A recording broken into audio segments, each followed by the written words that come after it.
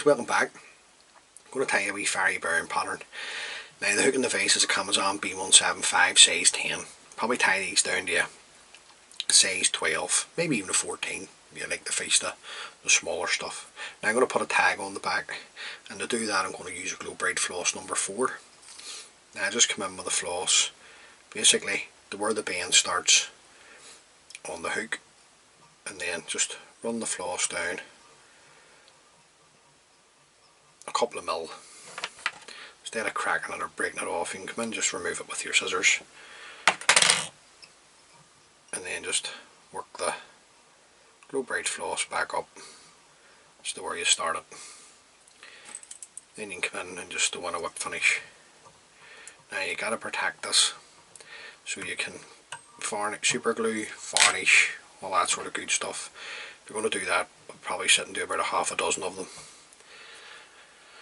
just for speed, and most people use this now. I'm just going to use a wee drop of UV resin. This is just the light UV resin. Now you don't need too much, just a small amount. Then just take your needle and just spread it around the glow braid floss tag. Just make sure you've got, take it onto the hook as well. Just stops any water from getting into the tag if you do that. Then I'm just going to come in with my torch and just set the UV resin. Now just make sure this is well set before you continue to tie the fly.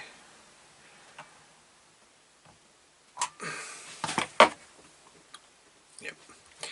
Thread that I'm going to use is a uni thread, yellow and black. So let me get it around here for you. That's it there. The thread's just twisted around the bobbin for some reason. That's us now. Now I'm just going to come in and get the thread started at the eye, and just run your thread down until we're up against our glow braid floss tag, and remove the waste piece of the tag, of the thread, sorry. The tail, golden pheasant tippet fibres. So I'm just going to pull these in, and then I just come in and remove the amount that I like to see in the tail. Now I'm just going to offer this up to the hook. Just want to tie it in probably much the length of the body over the back. Then I'm going to come in and trim this the length of the body. The rib, you can use Opal silver tinsel, Opal gold tinsel, it's up to you. I'm going to use the Opal mirage tinsel in medium. So I'll take a wee length of this off. Just offer this up to the hook. Just going to come around with a turn, just hold it in position, and then just take my thread up, tie in the rib and the cut ends of the golden pheasant tippet fibres right the whole way up, and then just working my thread back and up in turns, because the body's going to be dubbed, so you don't need to be overly fussy. The dubbing is just a dark fairy brown dubbing. Now you can use a light fairy brown or a fairy brown seal's fur. Just take small pinches of your dubbing, offer it to your thread. Always take your dubbing the one way, guys, and then just we'll get the dubbing started at the back, and then you can tighten up as you go along.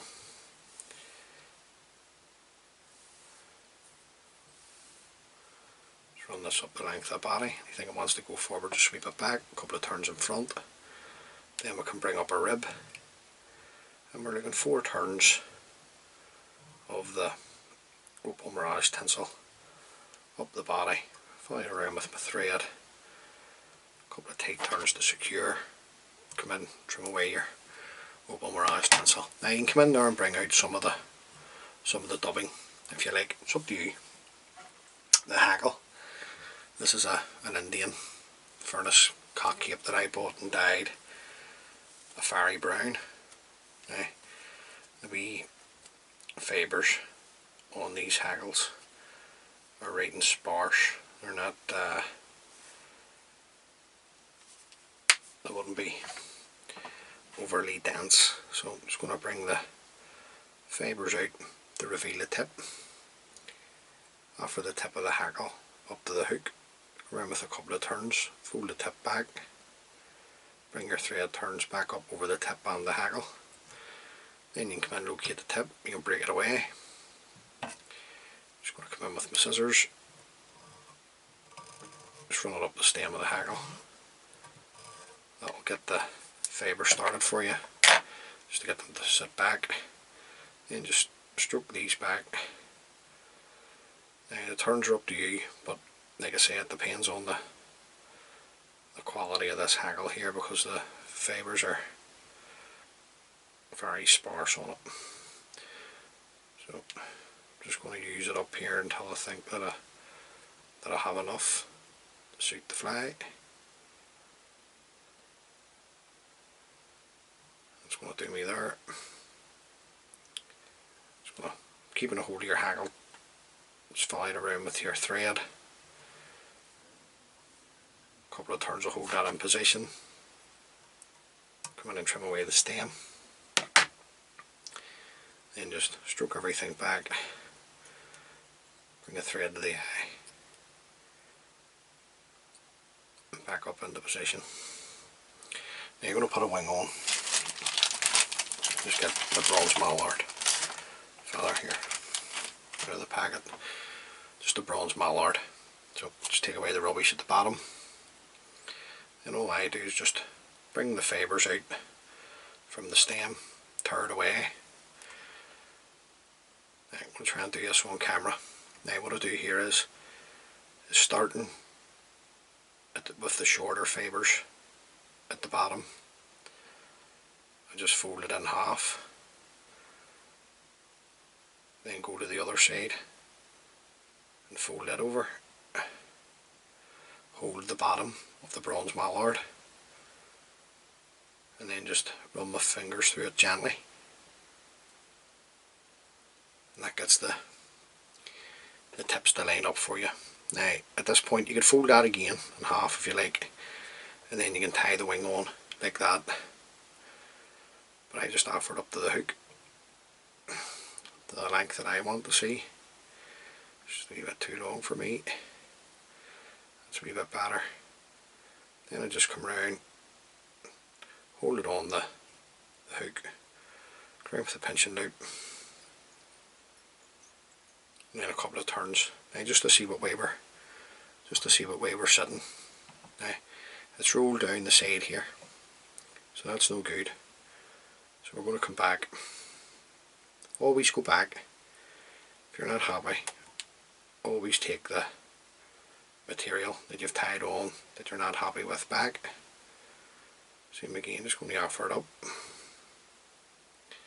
Just hold it on the hook, around with the pinching loop. A couple of tight turns. See what way we're sitting. Right. Happy enough of that, so I'm just going to hold it, tighten up with my thread turns. Then I'm going to come in, lift the bronze mallard, trim away the excess. Wee fibre there, just get it to sit back. Bring the thread to the eye. Just build up your head over the top of the cut ends of the bronze mallard. To there. Come in with your whip finishing tool.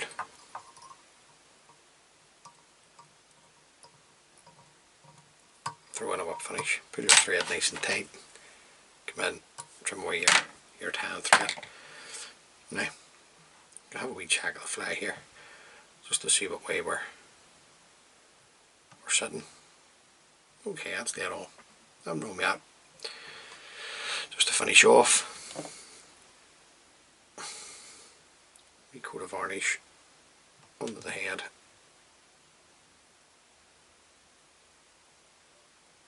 Right the whole way around.